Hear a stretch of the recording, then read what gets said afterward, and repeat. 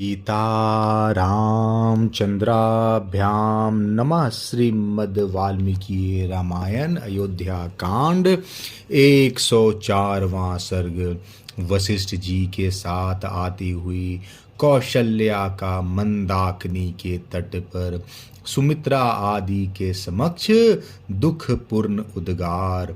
श्री राम, लक्ष्मण और सीता के द्वारा माताओं की चरण वंदना तथा वशिष्ठ जी को प्रणाम करके श्री राम आदि का सबके साथ बैठना। महर्षि वशिष्ठ जी महाराज दशरथ की रानियों को आगे करके श्री रामचंद्र जी को देखने की अभिलाषा लिए उस स्थान को चले जहां उनका आश्रम था। राज रानियां मंद गति से चलती हुई जब मंदाकिनी के तट पर पहुंची तब उन्होंने वहां श्री राम और लक्ष्मण के स्नान करने का घाट देखा। इस समय कौशल्या के मुंह पर आंसुओं की धारा बह चली। उन्होंने सूखे एवं उदास मुख से दीन सुमित्रा तथा अन्य राजरानियों से कहा, जो राज्य से निकाल दिए गए हैं तथा जो दूसरों को कलेश न देने वाले कार्य ही करते हैं, उन मेरे अनाथ बच्चों का यह वन में दुर्गम तीर्थ है जिसे इन्होंने पहले पहल स्वीकार किया है। सुमित्रे, आलस रहित तुम्हारे पुत्र लक्ष्मण स्वयं आकर सदा यहीं से मेरे पुत्र के लिए जल ले जाया करते हैं। यद्यपि तुम्हारे पुत्र ने छोटे से छोटा सेवा कार्य भी स्वीकार किया है, तथापि इससे वे निंदित नहीं हुए हैं, क्योंकि सद्गुणों से युक्त ज्येष्ठ भाई के प्रायोजन से रहित जो कार्य होते हैं वे ही सब निंदित माने गए हैं। तुम्हारा यह पुत्र भी उन कलेशों के योग्य नहीं है जिन्हें आजकल वह सहन करता है। जब श्री राम लौट चले और निम्न श्रेणी के पुरुषों के योग जो दुखजनक कार्य उसके सामने प्रस्तुत हैं उसे वह छोड़ दे, उसे करने का अवसर ही उसके लिए न रह जाए।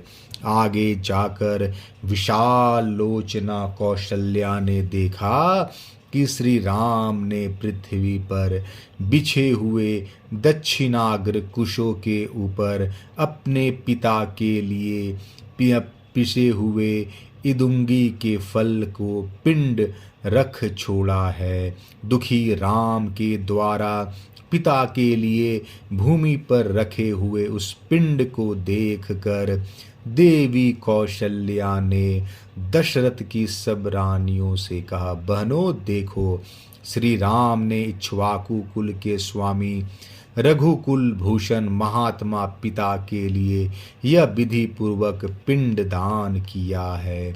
देवताओं के समान तेजस्वी वे महामना भूपाल नाना प्रकार के उत्तम भोग चुके हैं, उनके लिए यह भोजन मैं उचित नहीं मानती।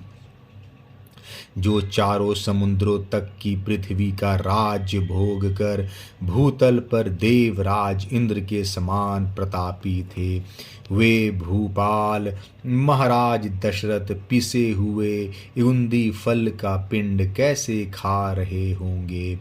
संसार में इससे बढ़कर महान दुख मुझे और कोई नहीं प्रतीत होता, जिसके अधीन होकर श्री राम समृद्धशाली होते हुए भी अपने पिता को इगुंदी के पिसे हुए फल का पिंड दे।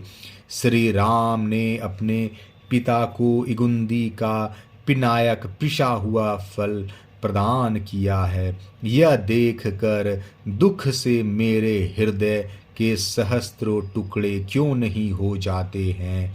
यह लौकिकी श्रुति, लोक विख्यात कहावत निश्चय ही मुझे सत्य प्रतीत हो रही है कि मनुष्य स्वयं जो अन्न खाता है, उसके देवता भी उस अन्न को ग्रहण करते हैं।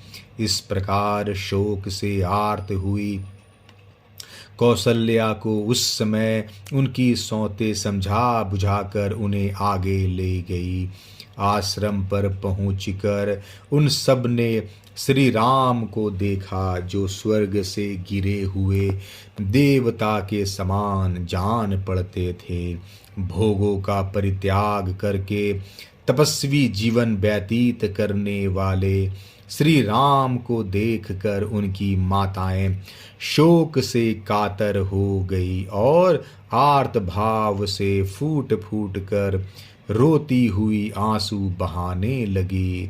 सत्य प्रतिज्ञ नरश्रेष्ठ श्री राम माताओं को देखते ही उठकर खड़े हो गए और बारी बारी से उन सब के चरणारविंदों का स्पर्श किया।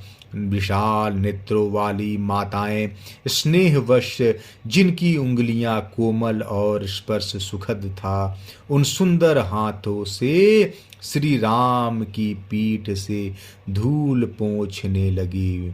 श्री राम के बाद लक्ष्मण भी उन सभी दुखिया माताओं को देखकर दुखी हो गए और उन्होंने स्नेह पूर्वक धीरे धीरे उनके चरणों में प्रणाम किया। उन सब माताओं ने श्री राम के साथ जैसा बर्ताव किया था, वैसे ही उत्तम लक्षणों से युक्त दशरथ नंदन लक्ष्मण के साथ भी किया। तदंतर आंसू भरे नेत्रों वाली दुखिनी सीता भी सभी सासुओं के चरणों में प्रणाम करके उनके आगे खड़ी हो गई। तब दुख से पीड़ित हुई कौशल्या ने जैसे माता अपनी बेटी को हृदय से लगा लेती है, उसी प्रकार वनवास के कारण दिन दुर्बल हुई सीता को छाती से चिपका लिया और इस प्रकार कहा, विदेहराज जनक की पुत्री, राजा दशरथ की पुत्र बधू तथा श्री राम की पत्नी इस निर्जन वन में क्यों दुख भोग रही है। बेटी, तुम्हारा मुख धूप से तपे हुए कमल, कुचले हुए उत्पल, धूल से ध्वस्त हुए स्वर्ण और बादलों से ढके हुए चंद्रमा की भांति श्रीहीन हो रहा है। विदेह नंदिनी, जैसे आग अपने उत्पत्ति स्थान काष्ठ को दग्ध कर देती है, उसी प्रकार तुम्हारे इस मुख को देख कर मेरे मन में संकट रूपी अरिणी से उत्पन्न हुआ यह शोकानल मुझे जलाए देता है। शोकाकुल हुई माता जब इस प्रकार विलाप कर रही थी, उसी समय भरत के बड़े भाई श्री राम ने वशिष्ठ जी के चरणों में पड़कर उन्हें दोनों हाथों से पकड़ लिया। जैसे देवराज इंद्र बृहस्पति के चरणों का स्पर्श करते हैं, उसी प्रकार अग्नि के समान बढ़े हुए तेज वाले पुरोहित वशिष्ठ जी के दोनों पैर पकड़कर श्री रामचंद्र जी उनके साथ ही पृथ्वी पर बैठ गए। तदंतर धर्मात्मा भरत एक साथ आए हुए अपने सभी मंत्रियों, प्रधान पुरवासियों, सैनिकों तथा परम धर्मज्ञ पुरुषों के साथ अपने बड़े भाई के पास उनके पीछे जा बैठे। उस समय श्री राम के आसन के समीप बैठे हुए अत्यंत पराक्रमी भरत ने दिव्य दीप्ति से प्रकाशित होने वाले श्री रघुनाथ जी को तपस्वी के वेश में देखकर उनके प्रति उसी प्रकार हाथ जोड़ लिए जैसे देवराज इंद्र प्रजापति ब्रह्मा के समक्ष विनीत भाव से हाथ जोड़ते हैं।